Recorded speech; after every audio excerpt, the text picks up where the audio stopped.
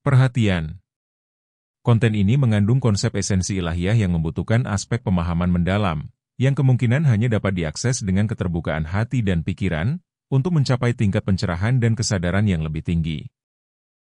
Assalamualaikum warahmatullahi wabarakatuh. Salam sejahtera untuk kita semua. Rahayu, Namaste, Om Swastiastu, Namo Buddhaya, dan salam kebajikan untuk kita semua. Dan malam hari ini kita kedatangan guru kita yang kita nanti-nanti, yang sangat dikangenin sama teman-teman Dialog Positif tentunya. Dan malam hari ini kita akan banyak berbicara tentang buku yang beliau tulis, yang saya rasa kita semua tahu dan kita semua sudah mengenal sekali gitu ya, bahwa Pak Kojim ini menulis buku Serat Centini dan serialnya itu banyak sekali. Dan malam hari ini kita bicara tentang Serat Centini. So, tidak berpanjang lebar lagi, mari kita sapa dulu guru kita, Pak Ahmad Kojim. Apa kabar, Pak Kojim? Baik, baik. Baik, alhamdulillah, Pak Kojim. Alhamdulillah. Baik, Pak. Malam hari ini kita akan bicara tentang Serat Centini, Pak Kojim. Jadi apa ide dasar dari Serat Centini itu apa, ceritanya apa, dan apa hikmah-hikmah yang bisa kita dapatkan untuk di kehidupan masa kini gitu, Pak Kojim. Silakan. Rahayu, Assalamualaikum warahmatullahi wabarakatuh. Jadi malam hari ini saya akan menyampaikan bukan satu topik, namun membedah ya buku Serat Centini Jilid 2 yang baru sebulan yang lalu ya diterbitkan, yaitu 2A ya.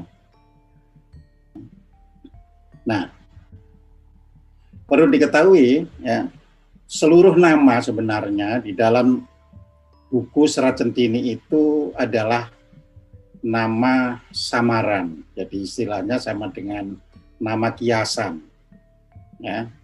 Jadi pelaku-pelakunya itu tidak menggunakan personal name ya kan, tetapi menggunakan nama samaran. Ya, ini yang harus kita pahami dengan baik ya. Jadi seperti Jayang Resmi dan adik-adiknya ini semuanya adalah merupakan nama samaran ya. Tentu di dalam sejarah diri sendiri nggak ketemu nama itu ya. Yang pertama adalah Jayang Resmi dan adiknya adalah Jayang Sari, dan yang bungsu adalah Ken Rancangkati ya. Nah, Jayang Resmi itu dari bahasa Jawa Jaya ing resmi ya. Jadi artinya kita tahu, jadi itu adalah sebenarnya sebuah gambaran tentang keunggulan nilai-nilai ya dari Giri yang harus diambil oleh Mataram. Itu sebenarnya gambaran seperti itu. Jadi Giri tidak boleh tumbuh sebagai kerajaan, makanya harus istilahnya ditundukkan oleh Panembahan Agung Hanyokrokusumo yang kemudian bergelar Sultan Agung Hanyokrokusumo menjelang wafatnya ya. Nah, namun nilai-nilai yang diajarkan itu sebenarnya kan Giri itu ya tidak berbeda dengan ajaran-ajaran yang semua yang diajarkan oleh para wali termasuk Siti Jenar. Secara ajaran sih tidak berbeda. Bedanya kan kalau Siti Jenar itu tidak mau masuk ke gelanggang politik, Giri masuk ke gelanggang politik. Nah, itu istilahnya Serat Centini itu mengisahkan Sultan Agung yang hendak memisahkan antara Giri sebagai kedaulatan keraton dengan Giri sebagai padepokan yang mengajarkan nilai-nilai hakikat dalam agama Islam. Nah, makanya di situ digambarkan lewat Jayang Resmi. Nah, Resmi itu mulia. Artinya sosok yang pertama itu adalah anak. Itu kan satu ibu, itu Jayang Resmi, Jayang Sari dan Nikan Rancangkati itu satu ibu. Ya, yang lain-lainnya itu lain ibu, itu yang dibopong atau diboyong ke Mataram ya. Jadi putra putri Sunan Giri di luar dari ibunya Jayang Resmi itu semua diangkut ke Mataram.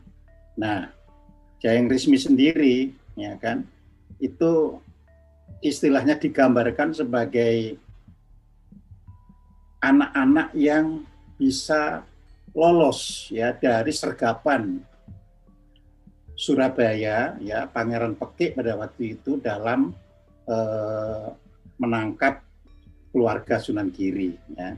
Nah, jadi disitulah kita harus tahu ada nilai-nilai di sini yang ditulis oleh Sang Pujangga ya, Sang Pujangga Mataram, sehingga digambarkan ya anak pertama menuju ke barat ya kan, yang akhirnya juga kembali ke Mataram. Nah, anak pertama ini kan Jayang Resmi. Jayang itu dari Jaya Ing ya, sedangkan Resmi itu mulia. Jadi ia Pak Kojim sebenarnya mengemban ya, nilai-nilai luhur yang mulia. Sedangkan Jayang Sari, Jaya Ing Sari ya, Sari itu adalah esensi, jadi hakikat. Jadi Jayang Sari merupakan ya, anak yang mengemban nilai-nilai hakikat kehidupan beragama. Nah, yang ketiga itu perempuan ya. Jadi ini juga harus kita pahami kenapa kok enggak yang pertama, kedua perempuan, tapi yang ketiga ini perempuan ya. Nah, ini kan di dalam apa itu ketika Islam masuk ya, itu perempuan itu diposisikan apa itu lebih tersembunyi, lebih apa itu menjadi orang belakang daripada laki-laki ya. Jadi ini adalah ketika di zaman Islam itu masuk ya.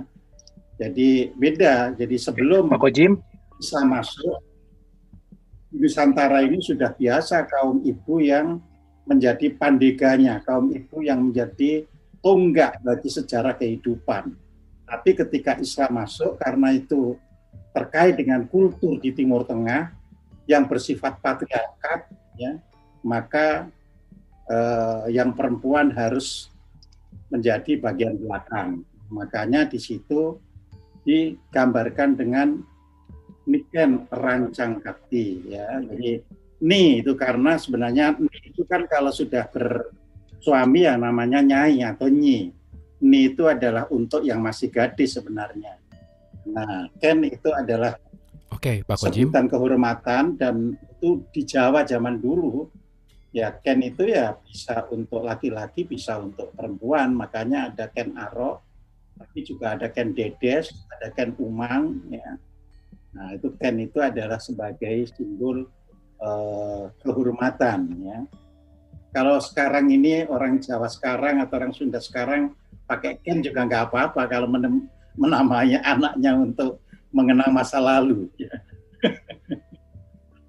Oh, boleh ya Pak ya? Boleh ya? Nah, yang boleh ya. Nah, rancang kakti itu artinya pada tingkat bawah itu manusia itu memang harus betul-betul melakukan rancangan dalam kehidupan itu. Ya.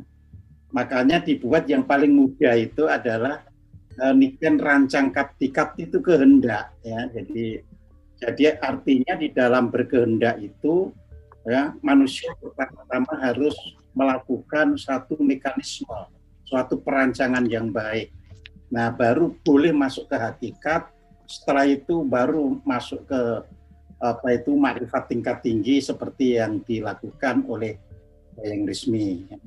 Nah, untuk jilid 2 ini ya kan kita tahu dalam pengembaraan Jayang Sari ya, itu arahnya kan dia ke selatan lebih dulu ya.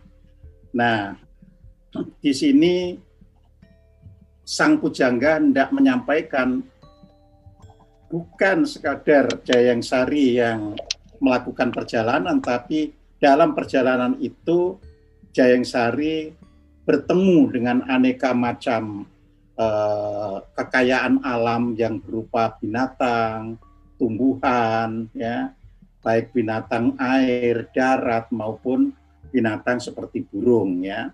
Nah, disitulah apa itu Serat Centini meskipun tidak menyebut semuanya, tetapi disebutkan nama, sebutan untuk binatang besarnya dan sebutan untuk binatang anakannya ya. Nah, seperti misalnya sapi itu untuk sebutan binatang yang besar dan pedet untuk anak sapi yang kecil ya. Jadi artinya khazanah kekayaan orang leluhur di Jawa ini dulu luar biasa, sehingga binatang pun ya punya sebutan untuk yang gede dan yang anak-anak. Jadi kita tidak perlu lagi menyebut itu ada anak sapi, cukup itu ada pedet, ya kan? Itu artinya logika dari rasionalitasnya itu luar biasa, ya. Ketika melihat ada kucing, begitu disebut, itu hati-hati ada cemeng, berarti yang dimaksud adalah anak kucing, bukan induk kucing, ya. Nah, kalau induk kucing ya kucing. Nah, lalu saya sebagai pengurai mengingatkan kembali ya khazanah kekayaan bahasa ini ke pembaca. Makanya di situ saya cantumkan 87 jenis binatang dan sebutan bagi anaknya. Jadi untuk belajar kembali bagaimana sampai ada seluruh binatang itu untuk anaknya dinamai sendiri, ya kan? Kita tahu ada kerbau berarti ada belo, ya kan? Jadi gudel, ada aja kuda berarti ada belo dan sebagainya, ya. Luar biasa sebenarnya, ya. Nah, perjalanan pada akhirnya sampai di Padepokan Artisari. Ya, ini adalah juga gambaran-gambaran, ya kan? Ya, Artisari itu ada di lereng Gunung Bromo, ya. Nah, Jayeng Sari mendapat penjelasan tentang 6 aliran agama Buddha. Nah, di sini saya sampaikan, jadi memang pada mulanya kalau kita lihat di dalam kamus-kamus Jawa kuno, ya, itu tidak ada sebutan untuk Hindu itu, ya. Hindu sendiri baru disebut orang Barat pada abad 19. Jadi sebelumnya ya orang India juga nggak tahu ya apa itu Hindu, ya. Itu adalah orang Barat ketika menyebut orang-orang ya India, maka menyebutnya sebagai orang yang berbudaya dari Sindu, ya. Nah, tapi kita tahu dan Buddha yang disebut ya di dalam Serat Centini sama sekali tidak menyebut Buddha dari ajaran Siddhartha Gautama. Nah, ini juga harus kita pahami, ya. Jadi makanya kalau sejarah-sejarah itu disebutkan kan era Buddha, ya kan, sering salah tangkap. Bahkan ahli sejarah itu pun menulisnya dianggap Budanya Siddhartha Gautama. Jadi rupanya ahli sejarah sendiri ya untuk orang Indonesia loh ya. Ahli sejarah sendiri tidak terlalu belajar filologi, tidak terlalu belajar anatomi, antropologi dan sebagainya, sehingga kalau disebut Buddha ya Buddha Siddhartha Gautama, ya. Padahal tidak sama sekali, ya.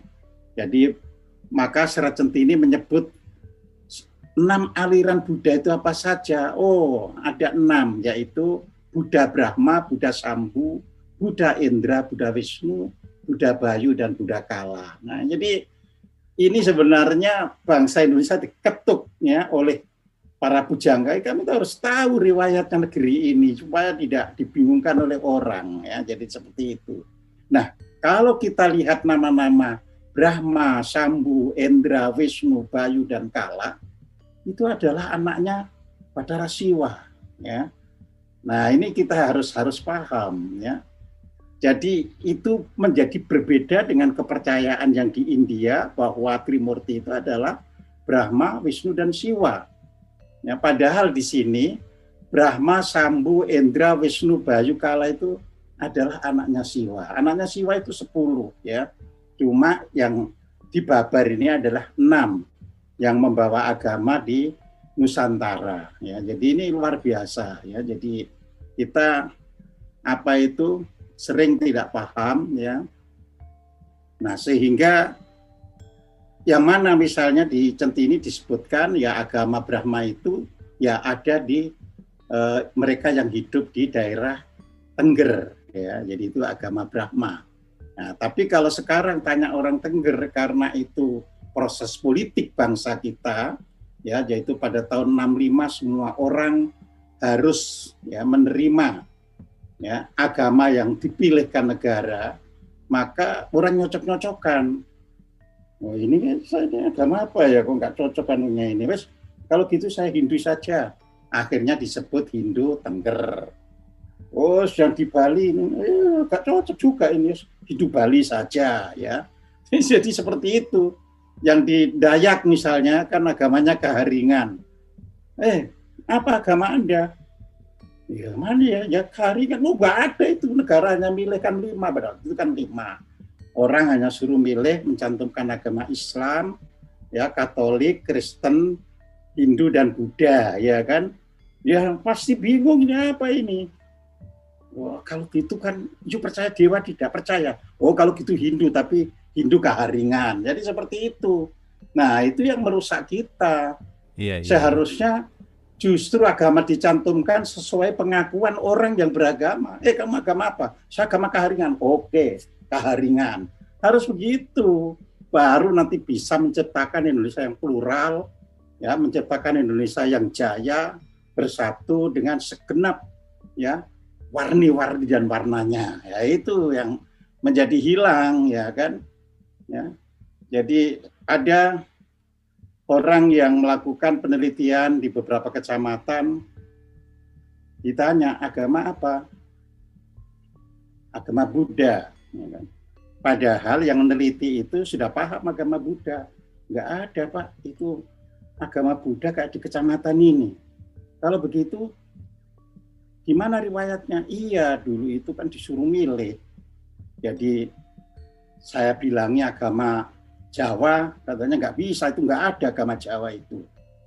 Ya kalau gitu, Anda percaya apa? Ya, saya sih nggak ngerti dewa-dewa, ya Buddha saja kalau gitu, ya Buddha. Jadi Buddhanya itu sendiri dibuatkan gitu loh. Ya. Dipaksain gitu ya Pak Gojim. Disinilah kita harus paham. Centini ini sebenarnya membongkar borok-borok politisasi sebuah bangsa supaya kita bisa bangun, bisa kembali utuh. Ya janganlah orang ya kan ditawari untuk mengaku ya beragama yang ya sendiri bingung gitu loh. Apa itu yang dipeluk itu kan gitu ya. Nah, ini juga aneh, itulah ya saya tulis ya dengan terus terang di buku Seksi Jenar Jilid 1 ya, kenapa agama impor, ya saya sebut agama impor karena datangnya dari luar negeri, diakui semuanya. Tapi agama yang asli, saya tulis asli ya, itu tidak diakui. Ini bahaya di dalam kehidupan bersama. Ya, kalau kita ingin Indonesia jaya ke depan, akui ya. Relakan dengan apa yang sudah ada, yang tumbuh berkembang itu ya. Nah, kemudian masuk ke apa itu bab 2 yaitu memungut hikmah ya. Nah, di sini Jayeng Sari menjelaskan 6 syariat agama yang bersistem kenabian ya. Jadi kalau tadi kan bukan bersistem kenabian. Jadi ini sepertinya dibuat banding gitu loh ya. Jadi seorang Wiku, yaitu Wiku Adisari menyebutkan adanya 6 agama Buddha. Terus sekarang ya Jayeng Sari, kalau gitu kamu kan Islam, sebutkan ada berapa macam aliran di dalam Islam itu ya kan. Oh, itu ada 6 syariatnya ya. Nah, jadi di sini rupanya membuat imbangan ya. Jadi 6 yang aliran Buddha tapi yang bukan Buddha seperti yang Siddhartha Gautama ya kan. Nah, nanti di Centini ada sendiri lagi itu ya. Terus ada 6 ya sistem kenabian, yaitu ada Adam, Nuh, ya Ibrahim, Musa, Isa dan Nabi Muhammad. Jadi ada agama Adam gitu loh ya. Ada agamanya Nuh, ada agama Islamnya Ibrahim, ada agama Islamnya Musa, ada agama Islamnya Isa dan ada agama Islamnya Nabi Muhammad ya.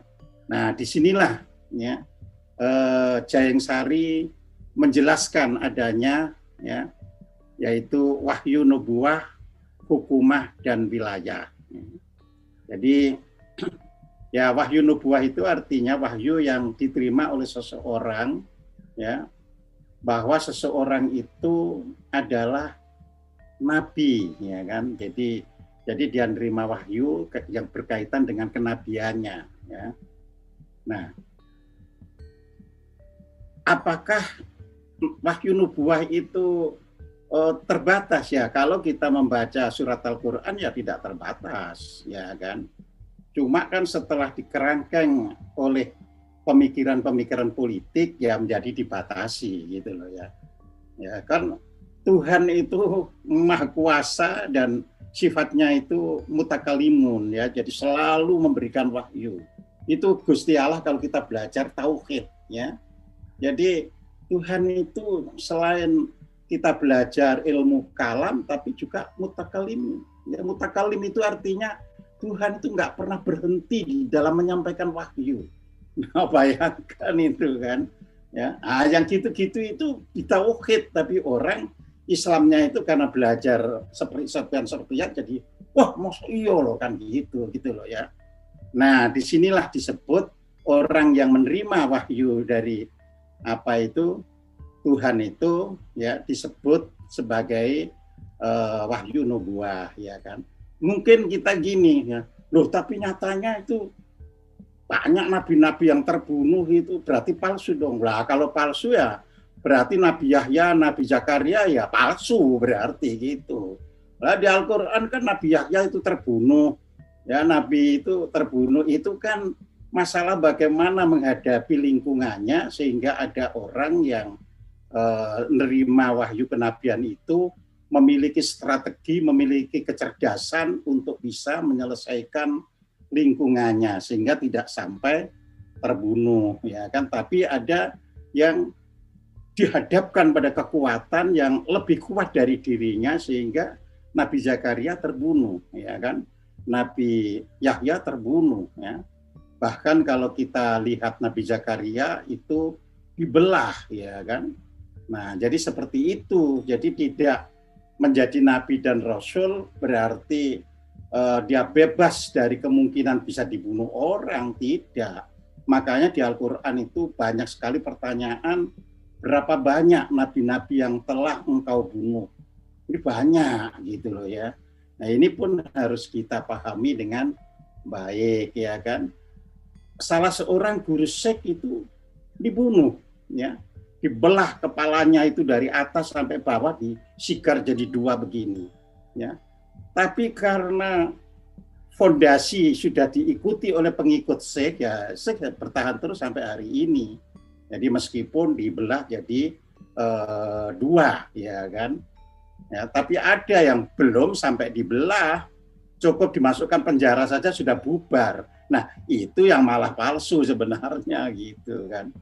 Tapi kalau yang asli punya fondasi yang akan diikuti sampai kapanpun akan ada penerusnya. Ya, jadi di situ. Nah, ada juga ya kan pendiri agama yang dipenggal kepalanya, yaitu pendiri agama yang sekarang tempatnya itu bertempat di Israel itu ya, yang dari Iran terus ke Israel itu agama Bab ya. Jadi Babullah. Jadi agama Bahai ya. Jadi pendiri agama Bahai itu dipenggal kepalanya ya di Iran. Tapi ya anak muridnya bisa meneruskan sampai hari ini ya. Jadi disinilah kita harus mempelajari agama itu, jangan langsung membaca nilai-nilai yang dihasilkannya. Kalau nilai-nilai itu demi kebaikan bersama ya no problem gitu loh. Kalau sesat-menyesatkan itu tergantung. Ya, seandainya umat Islam itu terlalu sedikit dibandingkan umat lain, kita juga disesatkan. Yang karena lain, mayoritas aja ya Pak ya. Ini kita harus paham ya. Nah, kemudian ada wahyu hukumah ya. Wahyu hukumah ini adalah wahyu yang diberikan kepada seseorang sehingga orang itu menguasai bidangnya ya. Jadi misalnya seorang hakim ya, kalau dia menerima wahyu hukumah dia akan memutuskan, ya, hukum itu selalu adil karena dia menerima wahyu. Nah, kalau misalnya banyak hakim yang tidak adil, ya kan, banyak hakim yang justru bisa memenangkan yang salah dan mengalahkan yang benar, ya karena nggak menerima wahyu. Gitu loh. Jadi kelak kita ini harus mempunyai bangsa yang besar yang hakim-hakimnya itu menerima wahyu hukumah namanya. Sehingga ia tidak akan berani nyelentong atau miring atau nyimpang dari nilai-nilai hukum itu sendiri, ya kan? Jadi di situ, ya. Nah, makanya berdirinya negara Republik Indonesia itu disebut negara berdiri di atas hukum, bukan berdasarkan kekuasaan.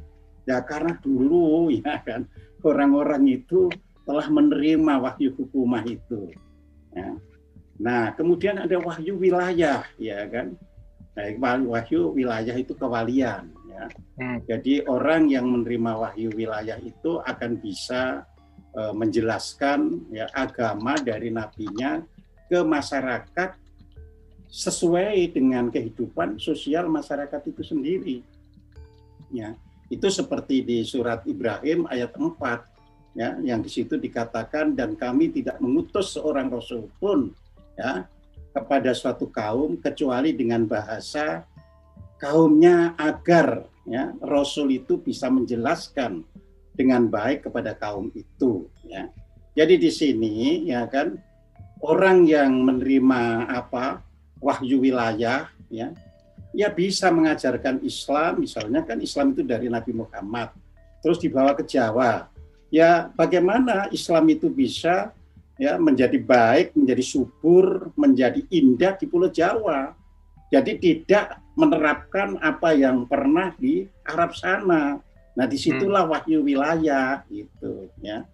Dan itu dulu dipahami, makanya tidak pernah crash di mula-mula kedatangan Islam itu. Nah, tapi ketika Islam dibawa ke politik, maka ya kan politiknya orang luar menggunakan agama dan dipakai untuk memproduksi, ya, apa yang ada kan dengan makna wahyu yang ada di dalam dunia pewayangan. Jadi di samping, ya kan, ada wahyu, ya, yang berkaitan dengan agama, juga ada wahyu yang di dunia pewayangan ini, ya, disebut wahyu maningrat widaya turi iki ono terah teko ngendi, ada terah dari siapa, keturunannya siapa, ya kan. Nah, itu karena ingin menelusuri wahyu maningratnya. Jadi di situ, ya kan. Jadi oh ini masih ada turunan ini dari Solo misalnya, ya. Nah, itu menelusuri wahyu maningratnya, ya. Suatu saat mungkin ada lagi yang menelusuri lebih tua lagi. Oh ini ternyata dari Lasem dari Mojokerto. Wah ini lebih tua lagi. Ya, suatu saat bisa begitu. Dan kita tidak perlu heran gitu loh. Ya, karena itu wahyu maningrat. Kemudian ada wahyu widayat, ya. Jadi wid itu dari kata wid itu pengetahuan.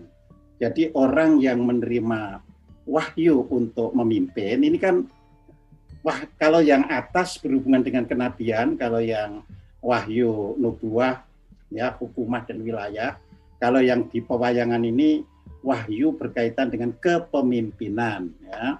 Jadi kita harus bisa gandengkan. Jadi dulu kita ini arif sehingga antara wahyu yang bersifat kenabian ini digandengkan dengan wahyu yang bersifat kepemimpinan, ya.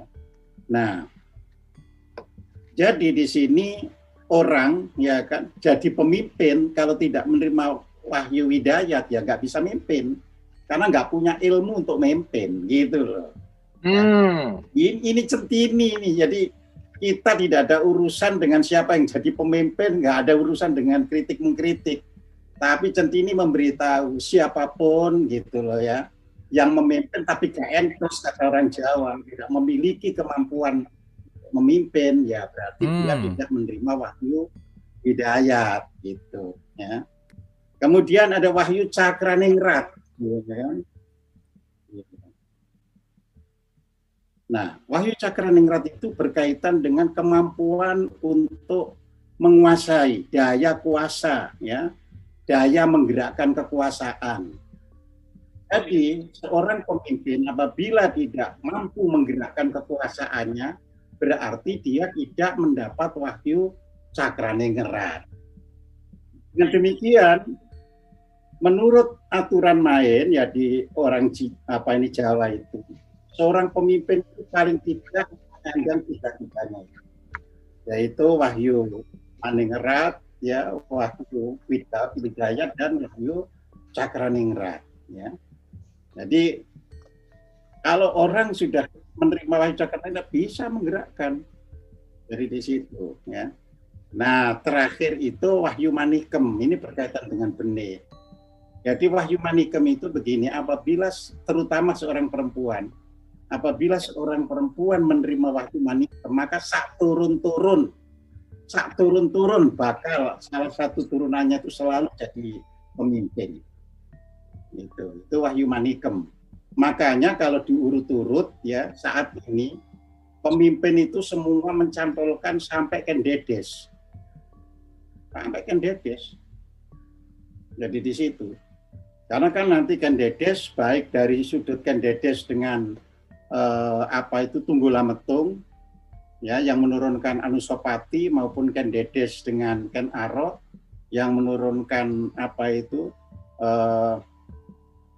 yang adiknya Anusapati itu ya Maisa ya Wong Ateleng ya dan seterusnya itu nanti menurunkan ke Kediri, menurunkan ke Mojopahit sampai sekarang kalau diurut-urut ya itu. Jadi itu kalau masih ada manikem bisa. Nah, apa wahyu manikem nggak bisa terpotong oleh manikem yang lain? Bisa.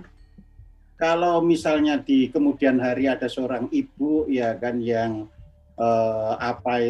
rajin untuk mepes hawa nafsu, rajin untuk mengendalikan diri dan sebagainya, terus dia menerima wahyu manikem, nanti keturunannya bisa menggantikan keturunan orang-orang manikem yang lain. Jadi karena ini manikem yang fresh istilahnya, ya buah itu buah yang fresh, ya, yang segar.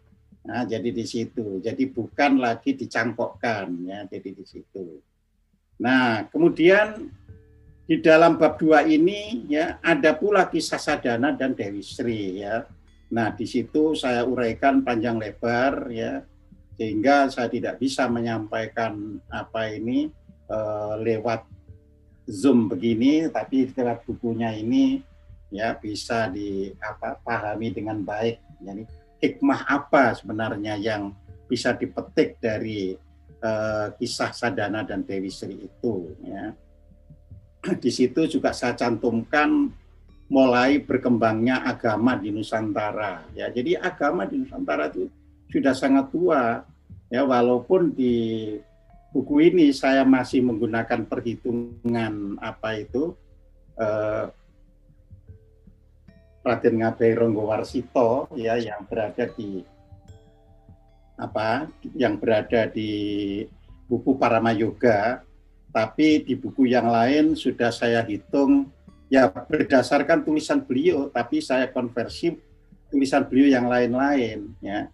Jadi kalau berdasarkan yang tertulis, sekali lagi yang tertulis di Paramayoga ya, tahun Jawa itu tahun 1 Jawa ya. Itu kalau yang tertulis di Paramayoga sama dengan tahun 5083 sebelum Masehi. Ya. Itu tahun 1 Jawa berdasarkan tahun matahari ya. Tapi kalau berdasarkan tulisan beliau sendiri yang seperti di Praniti Radya, seperti tulisan beliau di yang lain-lain ya, maka karena dasarnya itu dikonversi ke Nabi Adam dan dikonversi ke masa Sultan Agung menjadi raja, ya kan, maka menjadi lebih tua lagi, ya. Nah, bisa saja tulisan di Paramayoga itu ada tangan usil sehingga selisih sekitar 1040 tahun, ya. Jadi karena selisih 1040 tahun, maka tahun 1 Saka Jawa, ya, sekali lagi tahun 1 Saka Jawa itu sama dengan tahun 6123 sebelum Masehi. Ya, berarti sekarang udah tua sekali tahun Saka Jawa itu. Jadi kalau ditambah 2020, berarti sekarang ini sudah tahun 8.000 ya 154 berarti. Jadi itu, ya. Bayangkan kan, itu berarti tahun yang tertua di dunia. Ya, itu. Dan tahun itu sudah merupakan tahun penggantian dari tahun sebelumnya yang tercatat di Sunda. Jadi yang tercatat di Sunda itu tahun Jawa itu sudah 17.500 tahunan yang lalu. Tahun satunya itu. Nah, tahun Jawa itu dikonversi dengan Nabi Adam. Ya, Nabi Adam itu menurut orang Eropa kan 6.000 tahun sebelum Masehi. Nah, maka berdasarkan perhitungan Praniti Raja dan Centini ini, ya, ternyata Nabi Adam itu bermula dari tahun 6123 tahun, ya, sebelum Masehi. Itulah tahun satunya Jawa. Jadi di situ, ya. Jadi sudah tua, bangsa yang tua, tapi sekarang kalahan, ya salah siapa kan gitu kan? Salah anak turunnya gitu loh, ya. Oke. Nah, tadi Pak, mohon maaf, Saka itu 6123 sebelum Masehi ya Pak ya? Masehi ya? Saka Jawa loh ya. Saka Jawa ya? Iya, bukan Saka India. Okay. Kalau Saka India tahun Saka 1 sama dengan tahun 78 Masehi. Oke. Sehingga sekarang ini kalau tahun Saka India yang tetap diikuti di Bali, ya tinggal ngurangi aja 2021 dikurangi 78. Ya berarti 1900 berapa itu? Oke. Ya, 40-an ya. 43 ya, jadi itu. Nah, jadi Saka kita itu sangat tua. Nah, dengan perhitungan-perhitungan itulah agama yang turun di kita ini juga sudah sangat tua, ya. Karena agama itu sudah sangat tua dan agama itu tidak pernah disebut sebenarnya secara antropologi itu dengan nama agama kecuali dengan nama dharma, maka sampai di kamus-kamus di belakang hari juga tidak menulis bahwa agama itu pengertiannya seperti sekarang ini, ya. Karena agama itu dari bahasa Jawa, ya, dari kata a itu bentuk, ya, Jawa kuno untuk kata kerja transitif. Jadi memukul itu gepuk, jadi kalau memukul dalam kunonya dikasih ya, gepuk, dandani, ya, jadi dikasih a semuanya, jadi agama, ya, jadi di situ. Nah, jadi artinya menjalankan gama, melakukan gama. Nah, gama itu apa?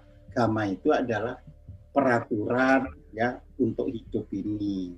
Jadi artinya orang-orang yang beragama itu artinya orang-orang yang menjalankan aturan hidupnya. Nah, jadi di situ, ya. Jadi ini yang hilang gitu loh, ya. Terus dipakai sebagai identitas, agamamu apa? Padahal nggak jalankan agama, gitu kan. Jadi sebenarnya kalau dalam aturan main bahasa Jawa kuno, kalau orang mengatakan saya agama Islam, berarti saya menjalankan nilai-nilai Islam. Ya, nah, nilai-nilai Islam itu nggak akan ada korupsi, nggak akan ada membenci, nggak akan ada mengatakan orang itu sesat, nggak akan mengatakan orang itu kafir. Itu nilai-nilai Islam, gitu loh. Itu yang hilang sekarang. Jadi orang Islam malah mengatakan kafir terhadap orang lain yang tidak sepaham. itu malah tidak ada di dalam agama Islam. Kalau mau baca Al-Quran, masalahnya nggak mau baca Al-Quran, bacanya WA, bacanya medsos gitu kan. Itu urusannya gitu ya. Iya. Jadi kalau membaca Al-Quran ya Islam betul-betul ya mengajarkan hidup damai. Jadi di situ. Jadi kita harus paham. Nah, kemudian dalam bab Bromo Semeru Raung, ya kan.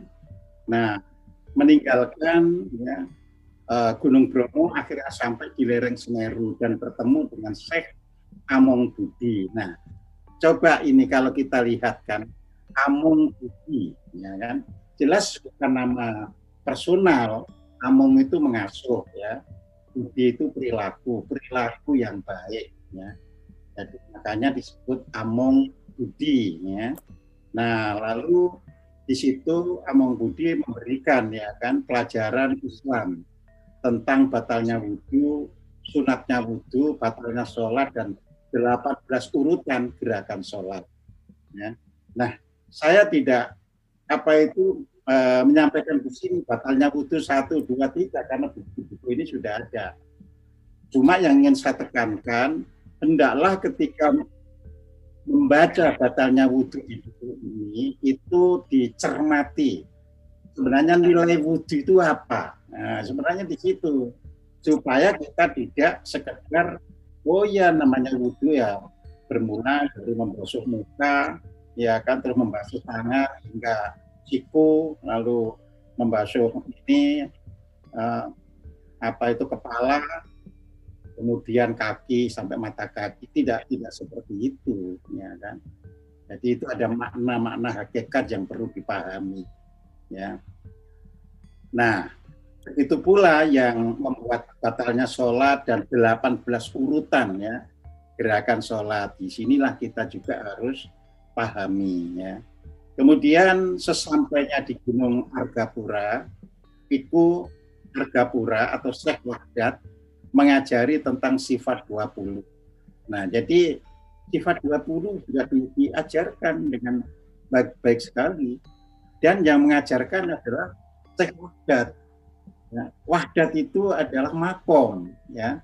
Jadi kalau orang disebut Syekh Wahdat, artinya orang itu makomnya sudah makom Wahdat. Ya. Nah, makom Wahdat itu kalau kita belajar di yang lama-lama misalnya itu dimiliki oleh Sunan Kalijogo, Sunan Bolang, muda-mudanya itu sudah sampai ke makom Wahdat, ya. Jadi itu. Jadi yang tertinggi ya makom Akadiyat, terus di bawahnya itu makom Wahdat, di bawahnya itu makom Wahidiyat. Ya. Nah, jadi barulah makom di bawahnya lagi itu sudah kehidupan di tingkat istilahnya kulit istilahnya. Sedangkan kalau yang 3 makom itu Akadiyat, Wahdat, dan Wahidiyat itu di tingkat makrifat, ya. Jadi itu.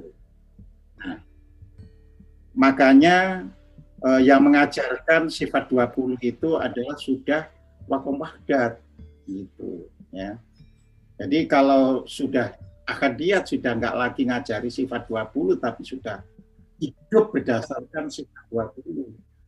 Ya, jadi kita ini kan kalau hakikat itu tahu makna sifat 20, tapi kalau orang sudah makrifat, hidupnya itu sudah sifat 20. Nah, jadi beda di sini gitu loh, ya. Nah, kemudian sampailah di Gunung Raung, ya, bertemu dengan seorang perempuan, ya, yang kedudukannya adalah seorang wiku, ya. Nah, wiku suci tan timbang se. Nah, perlu kita ketahui, ya, di masyarakat Jawa kuno, wiku itu tidak hanya dipegang oleh laki-laki, ya. Itu kalau di agama Buddha yang sekarang ada biku, ada bikuni, ya. Nah, ada biku berarti pendeta pertapa laki-laki, kalau bikuni perempuan. Oke. Sedangkan kalau di Jawa wiku itu adalah orang yang hidupnya bertapa, ya. tidak ada kaitannya dengan gendernya. Ya, jadi dia memang betapa orang yang mengasingkan diri dari masyarakat ramai dan dia menyepi biasanya itu di gunung, ya, bukan menyepi untuk tetap sepi, tapi agar dia bisa mengajarkan ilmunya itu kepada murid-muridnya itu dengan bisa diterima dengan baik. Ya, jadi itu. Karena apa? Kalau murid-murid itu kayak belajar begini ini rame, kan untuk diketahui sudah sampai mana bisanya. Ya. Jadi kalau kita belajar ya non sewu lewat Zoom ini hanya pemuas dari dahaganya jiwa. Ya. Tapi kalau kita belajar dengan maneges manekung itu tidak ada lagi dengan urusan kepuasan. Karena hakikatnya manusia kalau sudah makrifat, kalau orang masih mencari kepuasan, ya itu memang belum luhur gitu loh. Jadi itu kepuasan itu bisa material, bisa non material. Tapi kalau masih dicari, istilahnya belum luhur. Jadi kalau sudah luhur, ya sudah ar-Rahman ar-Rahim gitu loh. Artinya sudah nggak ada urusannya dengan kepuasan gitu. Ya. Jadi ini yang harus kita sampaikan dengan bahasa lain, sudah nggak ngejar surga lagi gitu loh. Ya. Karena kan liko Allah. Kita ini kan berseberangan. Katanya setiap orang kepengen liko Allah, bertemu dengan Allah. Tapi kepengen apa? Mlebu surga. Piye? Jadi Allahnya jadi surga. Iya. Turun kembali derajatnya itu. Surga itu makhluk, ya kan? Allah itu sang kholik. Berarti kita hanya memburu ke makhluk, ya sederajatnya sing kok makhluk gitu loh. Nah, makanya di situ ada seorang syekh perempuan, itu juga wahda juga, ya, disebut suci. Suci itu suci. Jadi seorang biku perempuan yang suci, ya, dan tan timbang sih, artinya tidak pernah pilih kasih. Nah, itu juga melambangkan. Jadi kalau orang sudah kedudukannya itu tinggi, sudah tidak pilih kasih, gitu kan? Ya. Nah, ini harus kita pahami. Dan Centini juga menggambarkan loh ya, di sini sekarang kalau kita lihat ya, Semeru, Argopuro, Raung, ya kan, Bromo, itu lagi belguduk begitu itu ya. Lagi mengingatkan kita gitu loh ya.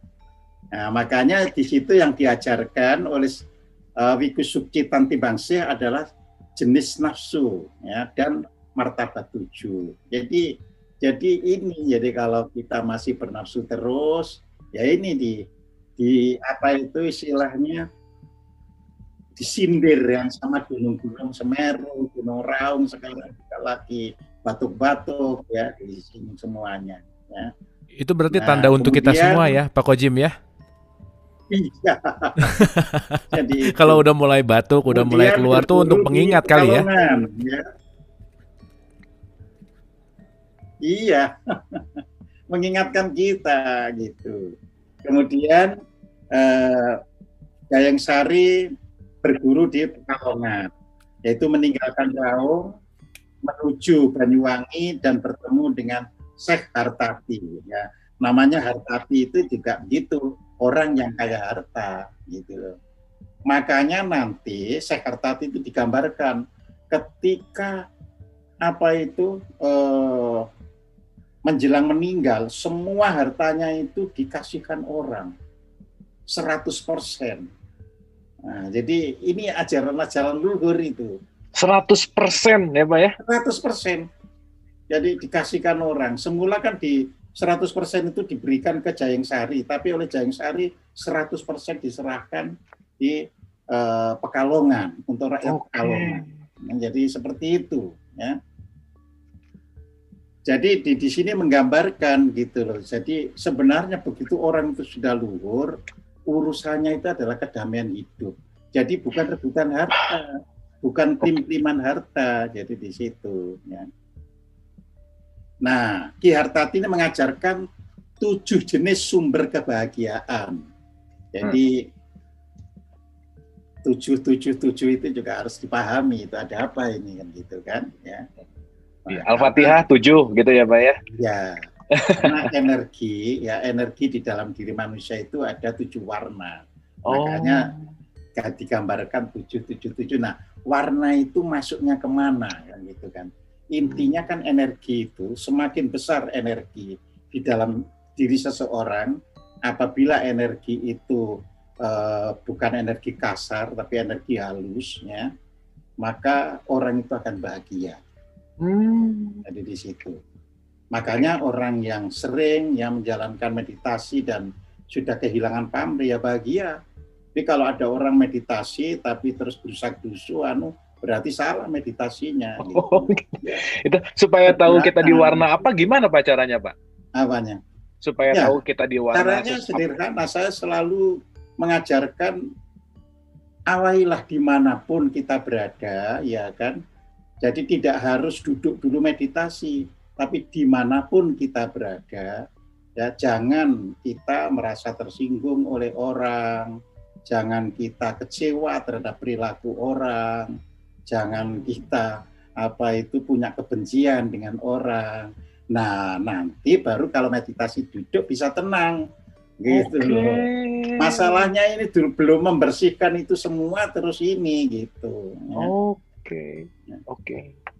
Jadi masih rebutan rebutan sesuatu yang tidak bermakna gitu ya.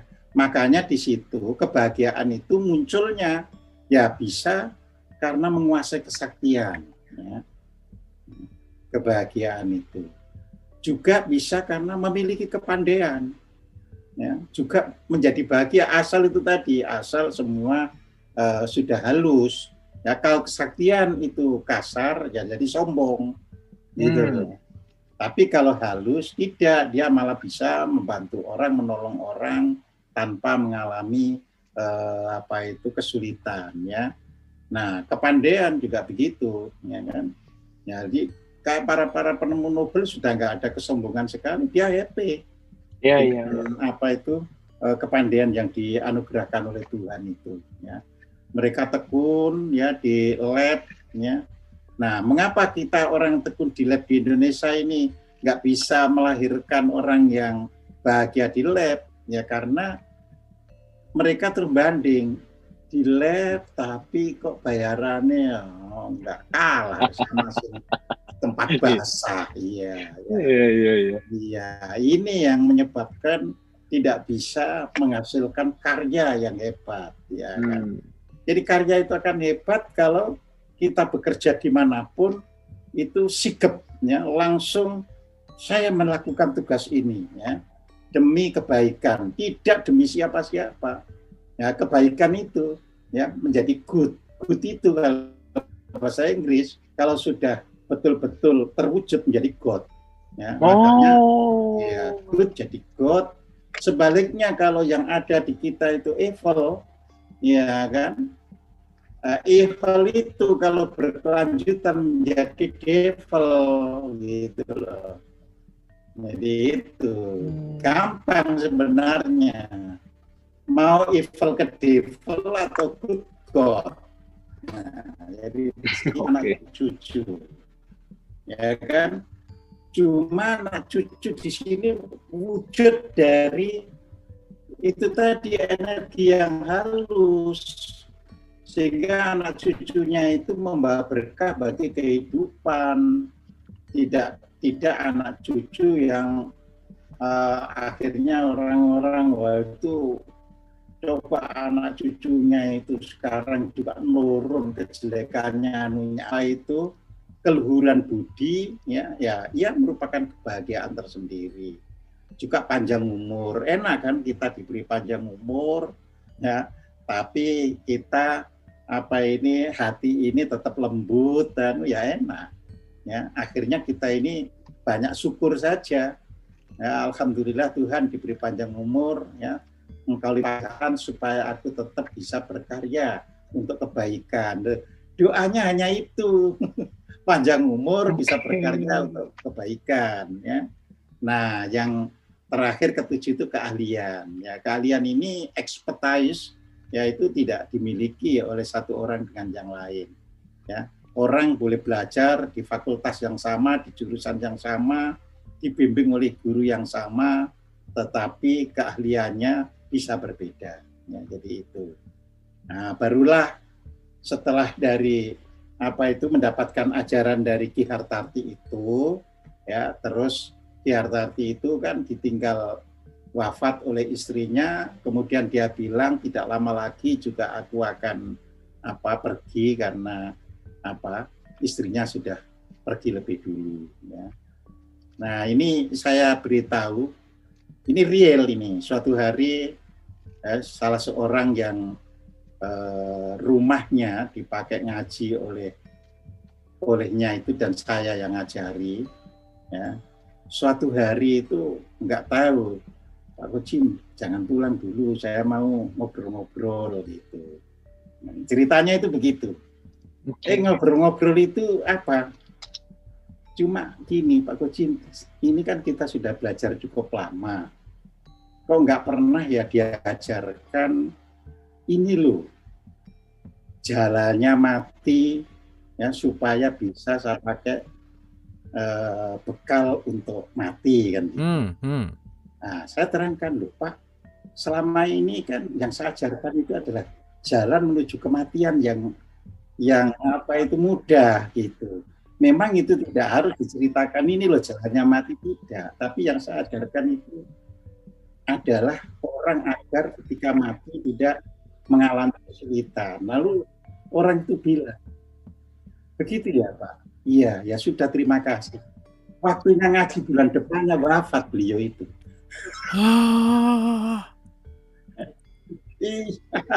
Jadi bulan depannya sudah nggak sempat ngaji.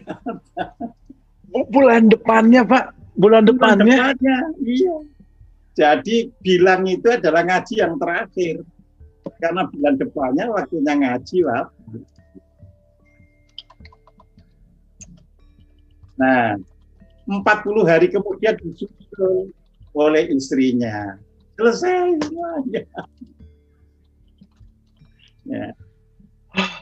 Nah, jadi disinilah ya kita harus bisa memahami. Ya. Kemudian menuju Sukayasa. Ya. Jadi Jayeng Sari ya kan karena Ki Hartarti sudah wafat ya dan semua harta yang diberikan kepada Jayeng Sari diberikan kepada orang-orang yang bertanggung jawab di Pekalongan, maka sesuai dengan amanat dari Raung ya dari Ki Syekh Suci dan juga dari Syekh Wahidiyat ya Among Budi, di sana nanti kamu akan sampai ke Sukayasa. Ya akhirnya setelah Ki Hartarti wafat, Jayeng Sari menuju ke Sukayasa. Nah, Padepokan Sukayasa sendiri memiliki anak satu namanya Mas Cebolang, ya kan? Tetapi Mas Cebolang itu pergi tanpa pamit. Nah, pada saat itu Jayeng Sari tiba di rumah Syekh Akadiyat. Nah, jadi ini seperti ini pergi diganti ya, berikutnya ya, jadi di situ. Nah, kalau kita lihat ya kan nama Mas Cebolang ya kan, ini nama-nama demikian ini ya sekarang juga nggak ada orang membuat nama begitu. Apalagi nggak tahu ini bahasa kan cebolang itu kira-kira apa cebol ang apa gitu kan ya. Cebol ang. Disinilah perlunya membedah centini itu. Ya. Jadi cebolang itu dari kata cep, ya, cep dan olang itu bahasa Jawa kuno. Ya. Jadi cep itu artinya sebenarnya menancap dalam, ya, orang yang berusaha, ya, orang yang mencari dengan sungguh-sungguh. Nah, jadi itu olang, ya. Ya, jadi orang yang mencari, orang yang menuntut, ya. sesuatu dengan sungguh-sungguh, ya, sampai sedalam-dalamnya. Makanya diberi nama Cebulang. Nah, Mas ini kan panggilan apa itu darah-darah apa luhur itu dikasih nama Mas. Ya. Walaupun sekarang Mas itu dipakai untuk manggil tukang sayur. Dulu Mas itu nama yang luar biasa, ya kan? Oke. Ya itulah nama itu kalau kita sendiri ya kan nggak paham bahasa, akhirnya rusak tatanan dan kelihatannya hanya panggilan tapi jadi rusak tatanan.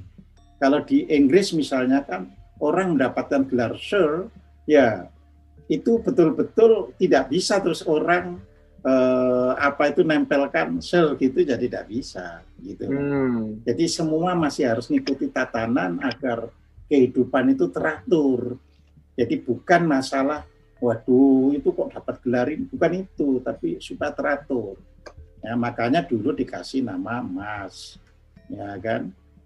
Nah, jadi di situ adalah kehormatan yang diberikan. Ya. Nah, kita tahu Mas Cebulang adalah putra dari Syekh Akadiyat. Berarti makom ilmunya itu sudah paling tinggi karena sudah akadiyat. Ya.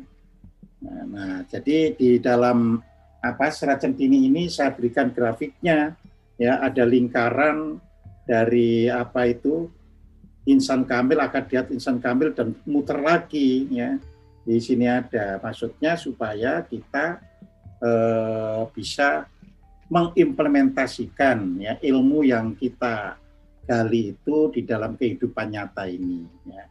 Nah itulah di sini ya Mas Cebulang itu seperti karena sudah tinggi ini sebenarnya memberikan suatu gambaran. Begitu orang itu sudah sangat tinggi, dia tidak terlalu mengekang ya, kehidupan yang di bawahnya. Justru kehidupan yang di bawahnya diberikan tantangan. Nah, diberikan tantangan agar kelak bisa menjalani kehidupan dengan nyata. Jadi di situ. Nah, kalau dulu kan orang tua tidak, zaman dulu itu. Kalau ayahnya dokter malah kan harus juga seperti ini, dokter seperti ayah, kan gitu kan. Sehingga banyak anak yang tidak bisa memiliki keahlian karena nggak sesuai dengan harapan orang tuanya. Jadi di situ. Nah, sebenarnya semakin tinggi kita, tinggal melirik anak-anak ini sebenarnya punya kemampuan kemana. Nah, jadi dorong untuk bisa mengembangkan ya keahliannya. Jadi di situ. Ya. Nah, makanya perjalanan Mas Cebulang ilmu hakikat itu diharapkan ya nantinya itu tidak hidup mangro tinggal ya. Mangro itu artinya mendua, tinggal itu melihat ya. Jadi tidak mendua, tidak penglihatannya itu sana sini ya. Nah, ini banyak yang sekarang ini mungkin mayoritas orang yang mendua itu ya. Jadi kalau kita itu tidak mendua, kita bisa menjadi bangsa besar yang teguh kayak Cina, kayak Jepang. Semua mendua, ya. Semua itu artinya kalau kita hitung mayoritasnya itu sudah terlalu tinggi. Ya, 50% juga mayoritas, tapi ini sudah mendekati ke arah 100. Makanya bisa dibelah-belah orang karena mendua kan. Ya.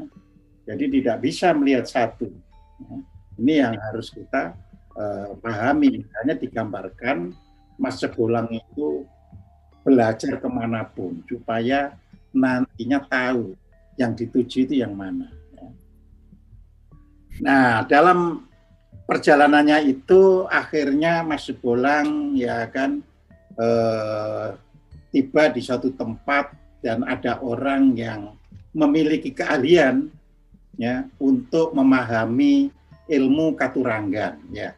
Turonggo itu adalah kuda. Jadi ilmu katuranggan itu sebenarnya ilmu tentang karakter kuda. Tetapi nantinya katuranggan itu bisa bermakna karakter manusia dan sebagainya. Tapi pada mulanya Katuranggan itu berasal dari Turonggo, itu kuda. Ya. Nah disitulah Mas Sebolang mendapatkan pelajaran bahwa kuda yang baik itu yang harus unyeng-unyengnya, kan unyeng-unyeng ya. Unyeng-unyeng itu di kepala ini, makanya di sini saya berikan gambar ada orang ya dan ada unyeng-unyengnya ya. Nah, jadi umumnya kan kita ini unyeng-unyengnya anaknya kan unyeng-unyeng satu ya. Iya, iya. Ada yang 2, ada yang 3 unyeng-unyengnya itu ya. Nah, unyeng-unyeng inilah yang dipelajari ya. Kalau dia jumlahnya itu seperti yang memang itu watak kuda ya ada jumlahnya ini 9 ya kan. Nah, kalau kurang ya berarti kurang, kalau lebih ya berarti kurang gitu loh. Maksudnya unyeng yang lebih dari yang ditentukan itu akan membuat ciri yang kurang. Begitu pula jika jumlahnya kurang dari yang ditentukan akan membuat ciri yang kurang ya. Nah, sehingga memahami apa ini unyeng-unyeng kuda itu Mas Sebolang diajari kuda mana yang cocok untuk dipakai perang, kuda mana yang cocok untuk dipakai untuk menarik gerobak, kuda mana yang cocok untuk ditunggangi, kuda mana yang itu layak untuk raja yang nunggang. Ya. Nah, jadi seperti itu. Nah, ini tidak, loh kenapa yang demikian ini kok tidak kok diajarkan, kok kita ulas di Centini. Ini mengajarkan kepada kita bahwa ketika kita menemukan atau di dalam hidup ini sudah bertemu dengan perubahan, yang mana kuda itu kan tidak ada sekarang ini untuk perang, untuk kan relatif 0 sudah ya kan. Yang ada sudah menggunakan perlengkapan elektronik dan sebagainya. Maka bangsa kita kalau ingin menguasai harus tahu persis ya di mana ya sisi yang membuat peralatan itu kuat ya. Itu saya pernah kenal sama orang yang mencari mobil-mobil bekas. Jadi dia itu kalau membeli mobil nggak mau membeli mobil baru. Mobil sudah dipakai orang 3 tahun, 4 tahun gitu, tapi dia beli. Nah, itu diraba mobil itu. Oke, kanan kiri mesin dibunyikan, akhirnya dia menemukan ini mobil baik. Ya.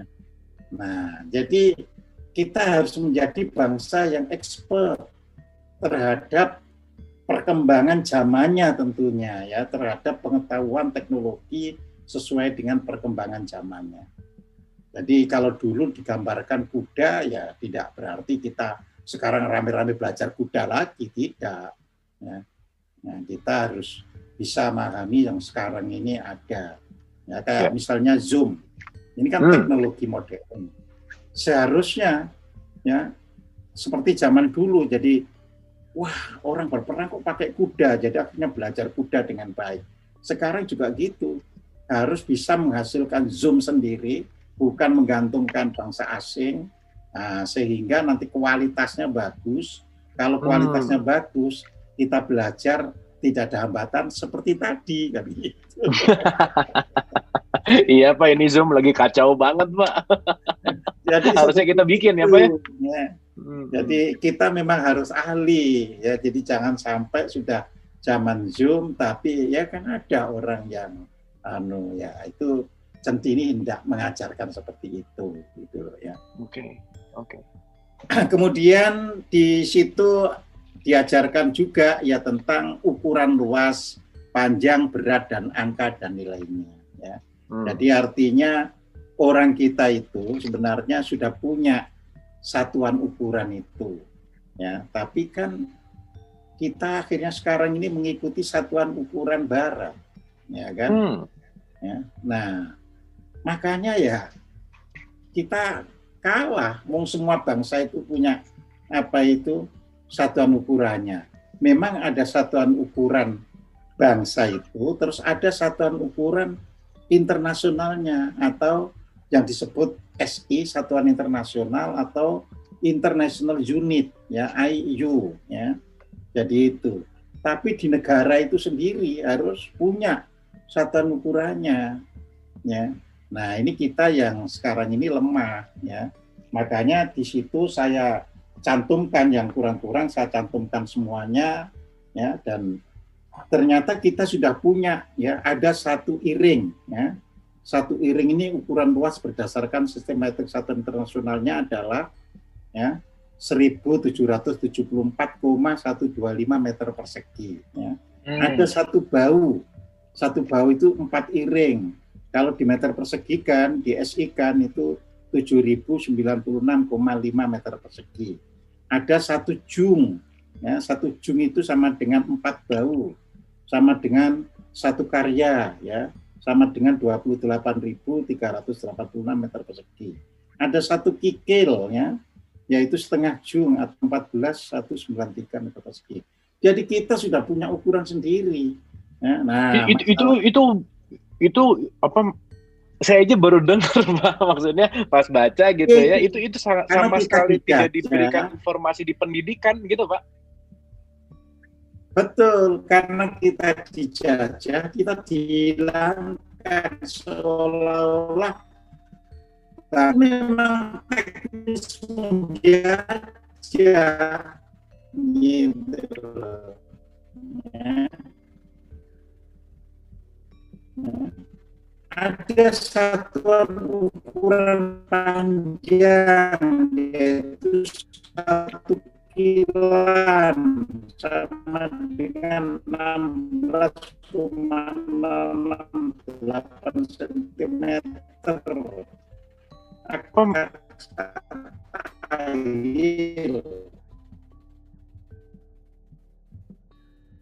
Ada semuanya gitu. Bayangkan kita sekarang dijadikan kilogram itu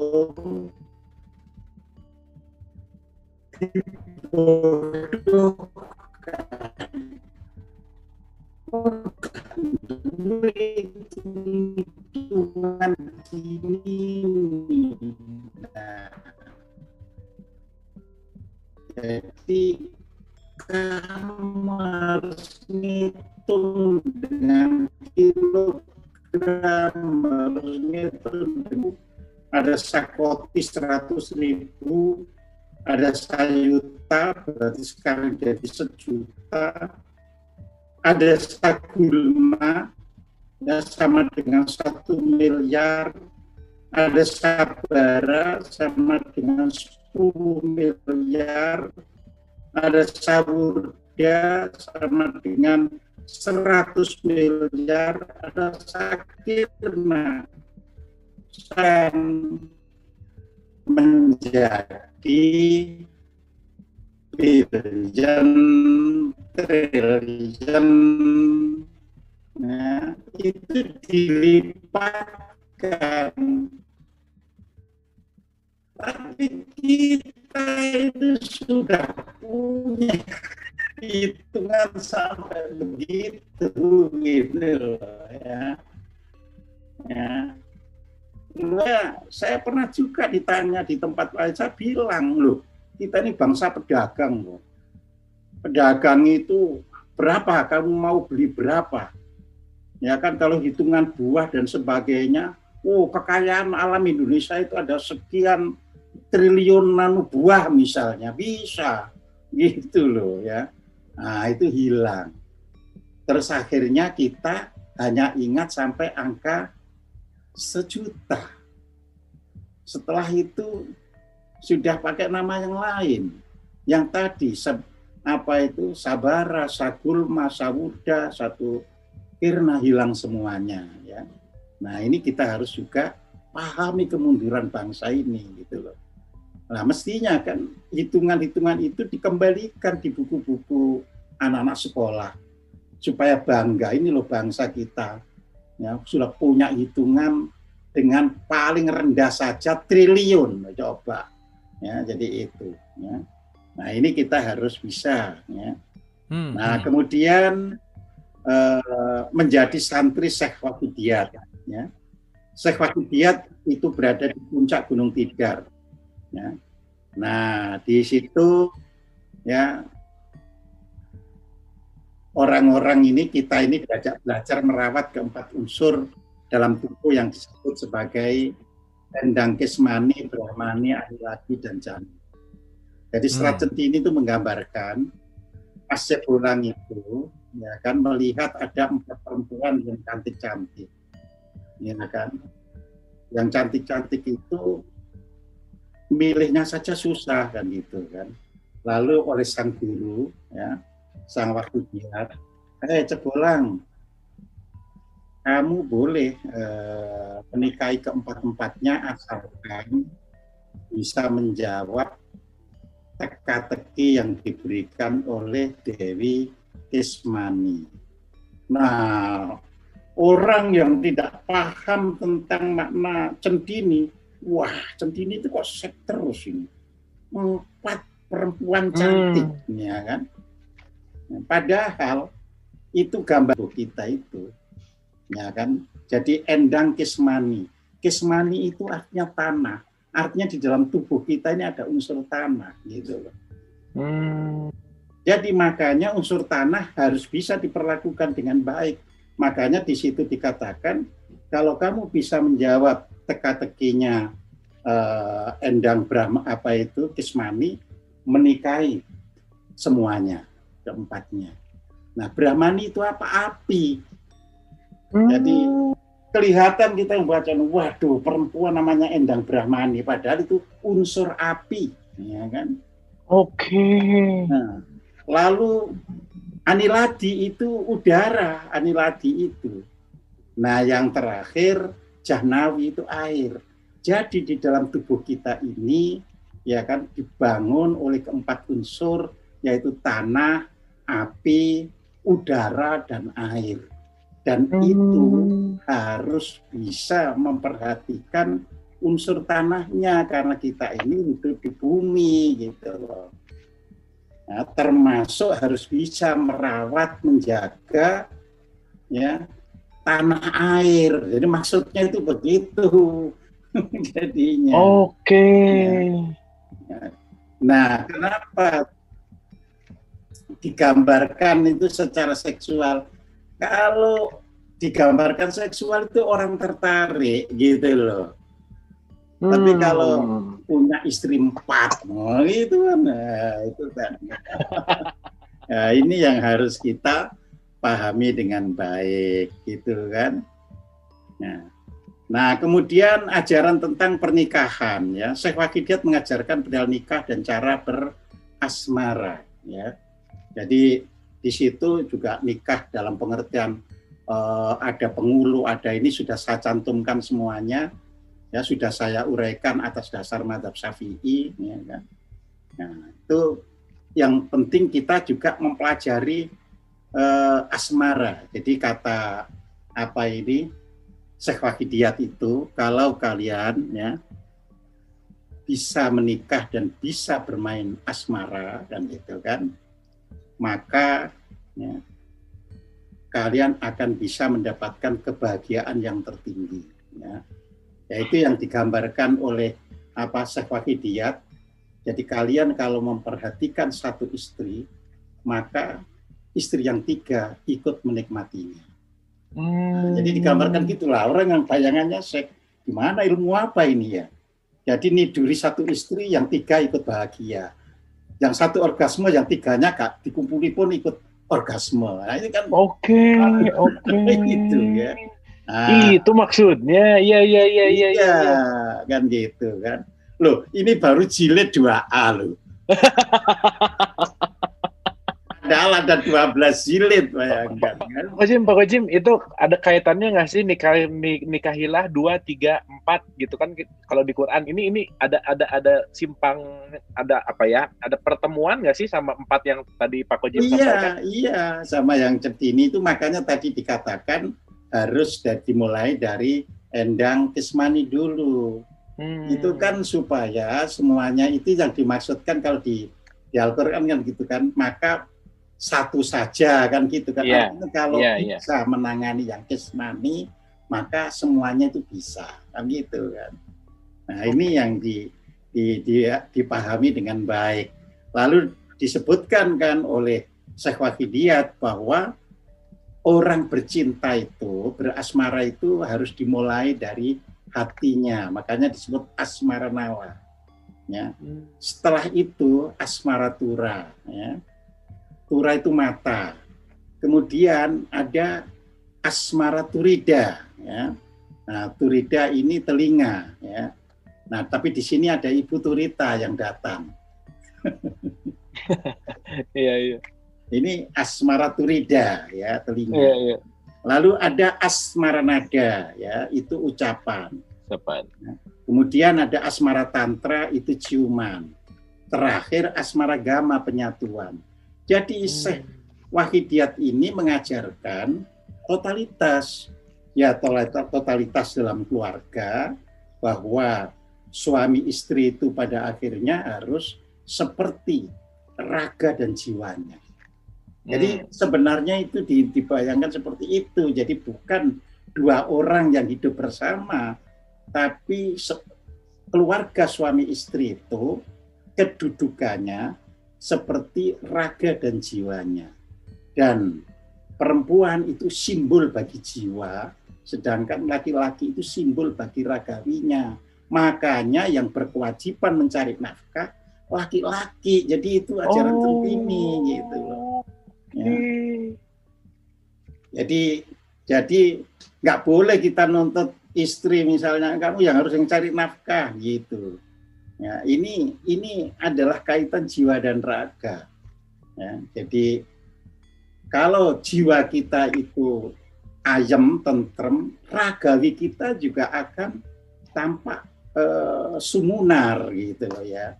Jadi akan tampak baik gitu ya. Jadi kita boleh coba ya kan, kalau hati kita bisa happy terus ya, batin ya, jiwa kita ragawi kita juga akan baik. Jadi itu ya, mudah-mudahan ya tidak ada penyakit yang menyerang kan gitu kan. Nah, hubungan asmara ini juga dalam kaitannya menerima agama gitu. Jadi oleh sang penulis Centini itu digambarkan ketika agama dari luar itu masuk, itu seperti laki-laki mau meminang perempuan. Nah, maka orang lokal ini kan yang di dalam itu tadi, kan tadi perempuan jadi jiwa-jiwa yang di dalam. Maka orang-orang lokal ini harus menyambutnya ya kan, dengan menggunakan ya hatinya, ya matanya, telinganya, ucapannya, semuanya ya, sehingga nanti kalau sudah memeluk agama baru tidak meninggalkan jati dirinya. Jadi saya Islam, tapi saya tidak meninggalkan jati diri kenusantaraan saya, gitu loh maksudnya. Di ajaran itu ya.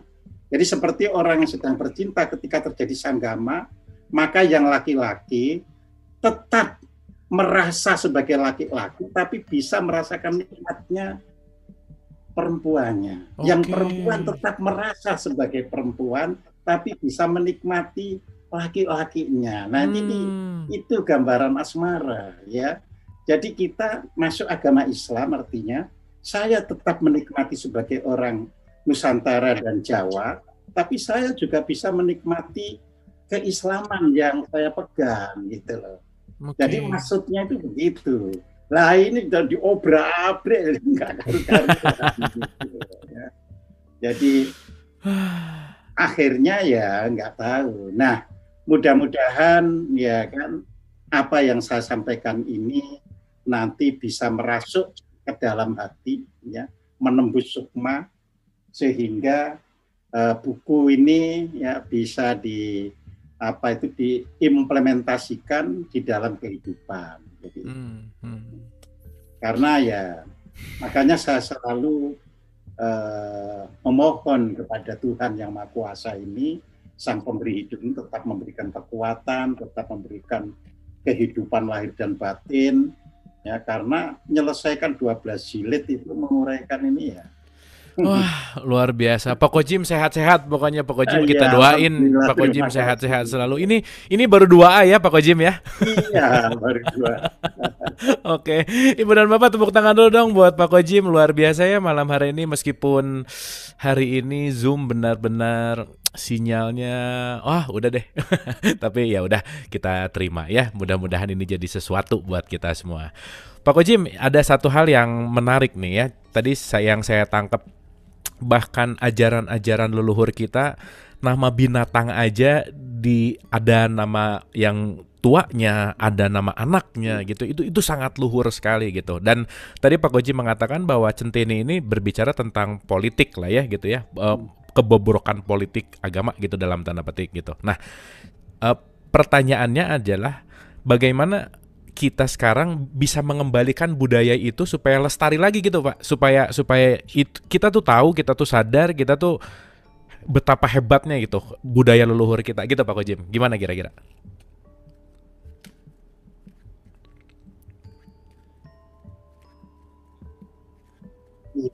Bisa, karena itu tidak bisa lepas dari kedaulatan politik. Tidak bisa, ya. Jadi saya berikan contoh Jepang. Jepang itu kan mayoritasnya kan agama Buddha. Jadi agama Buddha. Tetapi sejak abad sejak abad 16 ke 17, agama Buddha di Jepang itu mulai menemukan Buddha kejepangannya. Nah, jadi Buddha yang mulai sinkron dengan nilai-nilai budaya Jepangnya, ya, yang terus kita kenal ya, melahirkan Zen, melahirkan Nichiren Shokyu dan sebagainya. Ya. Jadi di situ kita pun harus mulai, ya. Seperti saya menuliskan Centini itu kan, ya saya sampaikan ini loh nilai apa adanya kan gitu. Iya. Jadi saya nggak perlu kan, wah ini apa kita abskrip saja kita busek karena nggak sesuai dengan zaman, tidak begitu. Jadi ini loh nilai yang ada itu. Nah, Jepang begitu. Akhirnya ketika abad 18 ke 19 ini Jepang. Jadi memang ada jarak waktu ya kan. Abad 16-17 baru lahir ya kan nilai-nilai Buddha yang Jepang ya kan. Jadi tidak meninggalkan Buddhanya, tapi Buddhanya menjadi berasaskan kehidupan yang Jepang. Nah, sehingga pada abad 18-19 mulai ada desakan pemimpin negara itu harus yang beragama lokal. Nah, itu di Jepang gitu. Jadi lokal itu apa? Shinto. Makanya Kaisar Shinto itu tidak boleh mengaku sebagai agama Buddha. Dia harus sebagai orang Shinto. Ya. Mengapa demikian? Karena hanya dengan lokal itulah ada wisdom, ada suatu kearifan, kebijaksanaan bagi keseluruhannya. Sedangkan kalau yang bukan lokal, aku sekoke ini kok nggak mau, aku kalah, selalu begitu gitu loh. Lain dengan yang lokal, loh saya ini dari turun-turun dari zaman dulu, mbak-mbakku sudah di sini. Sekalian semuanya diterima dengan baik loh. Itu kalau yang lokal. Sedangkan kalau yang datang dari luar, aku ini berjuang untuk sampai di sini, nggak boleh aku dikalahkan. Nah, makanya negara nggak pernah bisa jaya gitu loh. Itulah sebabnya kayak di Thailand ya kan, yang mengatur ketailanan ya, yang agama Buddhanya itu match dengan kehidupan Thailandnya. Yang di Korea juga yang match dengan kehidupan Koreanya. Jadi seperti itu. Nah, kita pun meskipun mayoritas Islam, tapi harus match dengan kehidupan nusantaranya yang sifatnya itu ramah, sifatnya itu bisa menolong orang, tidak pernah iri, tidak pernah menstatement orang salah, keliru dan sebagainya. Nah, ini yang kita butuhkan, dan itu butuh pendidikan. Nah, pendidikan itu butuh kedaulatan politik. Balik lagi politik ya, Pak Kojim ya? Bisa. Gitu. Oke. Terima kasih Pak Kojim. Mohon untuk langsung ke final statement Pak Kojim untuk malam ini. Silakan Pak Kojim. Iya. Jadi seperti yang saya sampaikan tadi, ya kita bisa kembali lagi ya memberdayakan budaya kita, tapi tentu membutuhkan keputusan politik ya. Nah, keputusan politik ini bukan politik parsial yang rebutan kuasa, tapi keputusan politik untuk menjunjung kembali ya nilai-nilai luhur dalam dunia pendidikan kita. Itu. Kalau itu tidak dilakukan ya tidak bisa. Ya. Seperti sekarang kan kayak kasus di Minang ya. Orang ribut hanya masalah pakaian, padahal sebenarnya sudah seperti Orba aja kalau masalah pakaian itu. Anak sekolah SD pakaiannya ini, ya aturannya segini, ya, panjangnya segini, selesai, sudah gitu. Ya kalau SMP misalnya di bawah lutut sampai sekian senti kan gitu. Kalau SMA mungkin lebih panjang lagi, tapi seragam semuanya untuk negara gitu.